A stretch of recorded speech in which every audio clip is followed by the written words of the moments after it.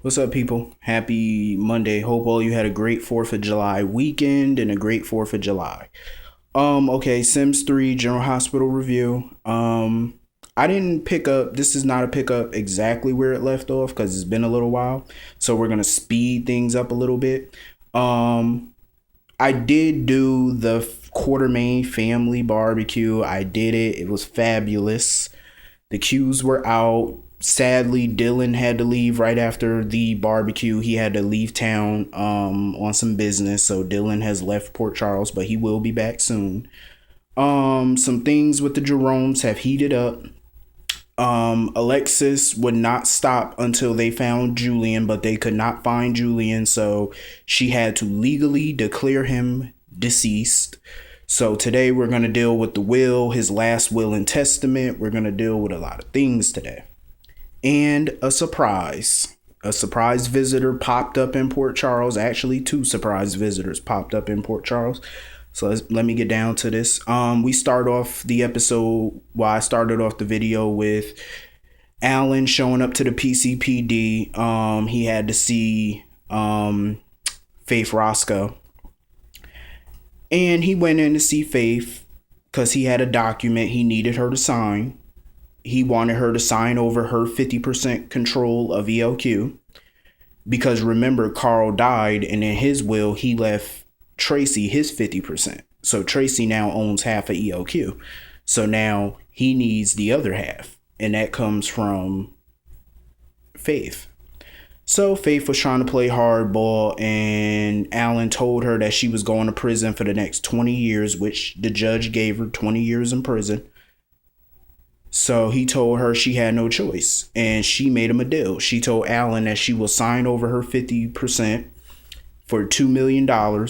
She wants him to wire $2 million to her offshore bank account, and she gave him the account number, and he said that he'll get his accountant on it, and as long as she signed the document. So she signed it, and now Alan has 50% of ELQ back. So Alan left. The van came for Faith to transport her to her women's prison, her maximum women's prison at Pettonville, the women's division. So Anna Devane was happy to see her go. So anyway, moving on, back at the Casa Quartermain, AJ was in the living room drinking some coffee when Sky came in. Mind you, remember Sky came back to Port Charles on the last part. And AJ wants to know what she's doing back in Port Charles. And Sky finally decides to tell him that she's back in Port Charles because she wants to create a legacy for herself. She wants to create a legacy for her daughter. And AJ reminds her that they have ELQ as their legacy. But she said that, ELQ was great, but that was Edward's legacy. She wants to leave her own legacy for her and Lila Ray. So she decided to buy Crimson. And she decided to buy Crimson magazine. So that way she can have her own business. But she, she's a little short on cash, but she doesn't want to go to Alan for the money. So she decided to talk to AJ about going into business together because, her and AJ are close. So AJ said that he would love to invest. How much does she need? And she said to buy 100% ownership of Crimson, she's going to need at least $15 million. So far, she only has about $5 million. So AJ has to put up the rest of the money. And she said that she will give AJ 50% of the company, 50% of the business. So he agreed. Monica comes in to find out what's going on. She comes in with Emily, who's back in Port Charles. Remember, her and Nicholas took Spencer. They went to LA because of Rick and Elizabeth's wedding. Oh, speaking of, Rick and Elizabeth are officially married. They're now Mr. and Mrs. Rick Lansing. So they're officially husband and wife. Congrats to them. I'm going to get more in their story in the coming days or so.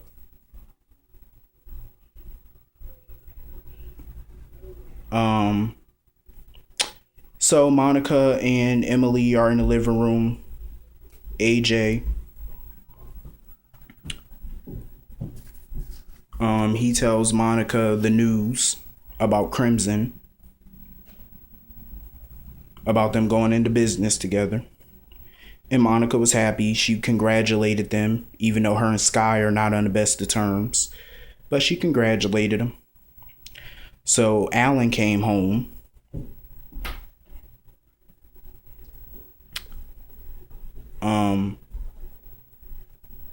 From his rendezvous at the PCPD. They told him the news. So Alan said that this is cause for a toast. So they got some apple cider and stuff like that, because you know some of the people in the family can't have alcohol. So they get some cider. They're drinking it. The doorbell rings. Alice goes to get the door. She opens it. Long and behold, guess who it is? Tracy's sons, Ned and Lois. Is Ned Ashton and his ex-wife, Lois Cerullo. They're back in Port Charles. Alice was ecstatic to see them. They came into the living room. Everybody was shocked to see Ned and Lois, and they were happy. They gave hugs and everything, and Ned and Lois said that they have some news, that they are engaged and they're getting married again. And Tracy comes in and says over her dead body, she says that she is not going to allow Lois to come back into her family. And Sky told Tracy to mind her business and butt out. And Tracy told her to go sit down somewhere because she's a fake Quartermaine. She's not even a Quartermaine by blood. And Alan tells Tracy to calm down. And Tracy says no. So her and Sky get into an argument. And Tracy slaps Sky. And Sky slapped Tracy back. And they getting into a cat fight. Ned and AJ had to break it up. And Lois tried to talk to Tracy calmly and say that, you know, they wish that they could be on better terms. And Tracy said that they never will be on better terms because she knows that Lois is a gold digger after the Quartermaine fortune.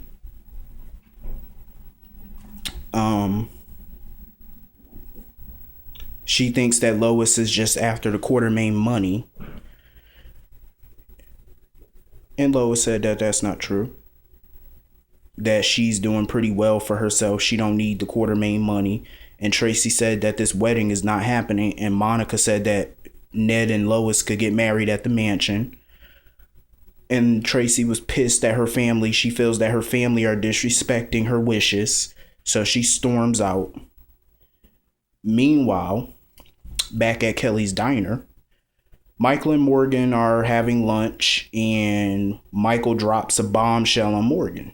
He tells Morgan that he's planning to propose to Serena tonight.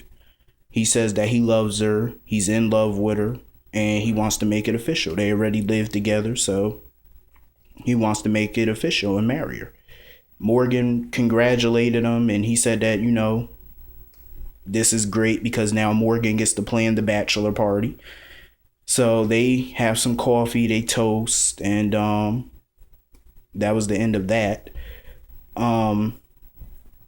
Meanwhile, back at the hospital, Serena was with Amanda, and Amanda looked like she was a little down or she was upset, and Serena wanted to know why. And Amanda said because she kept getting phone calls from her father, J.R. Wentworth, her billionaire father, who she feels is controlling.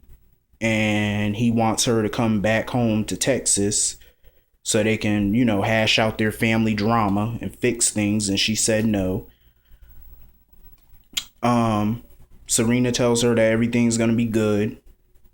Patrick and Robin are in their office talking about some medical stuff. And then they start kissing, trying to make a dinner date. They're having their little sexy time. But the drama is coming up for Patrick and Robin because it's going to be a doozy. What I cooked up. You're not going to believe it. But that's going to be in the coming days. So anyway, Mac and Felicia are in their hotel room sipping on some orange juice in a nice champagne glass because she's pregnant. She can't drink. So they get a knock at the door. It's Maxie. She comes in and she drops a little bomb on them of her own and says that she wants to start her own boutique. She wants to, start up a boutique, a clothing boutique. And she needs the seed money, $50,000. Mac almost choked on his orange juice because she need the money from him. And Mac said that with the baby coming and, he had to sell the RV and they're trying to, get a bigger place for the baby, that he just can't float 50 grand. And Felicia said that sure they could swing the money, that they have more than enough money in their savings and that they loan the money.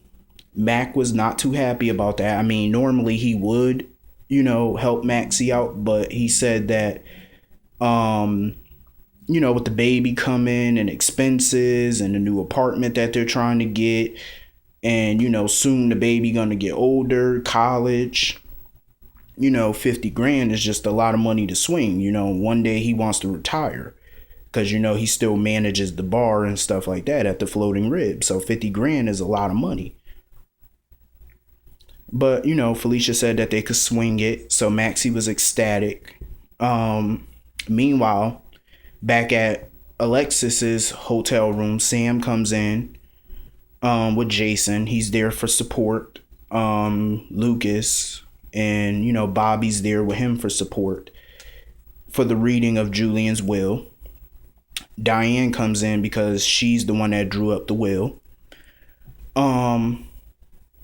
Molly and Christina are there for Alexis's sake.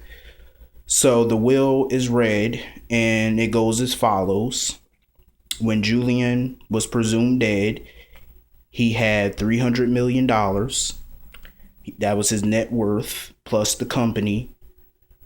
And he left $150 million to Alexis.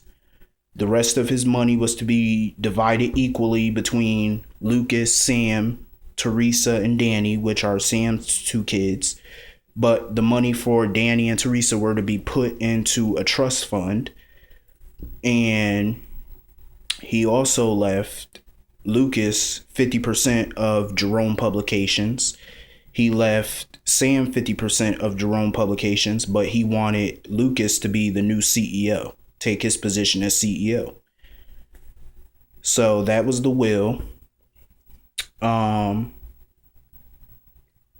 And they were just glad that it was finally over. Alexis is still distraught.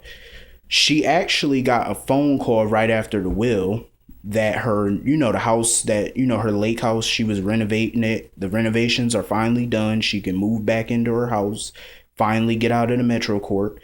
But she was in no rush, she said, to leave. So she's going to stick it out in the Metro Court for a few extra days.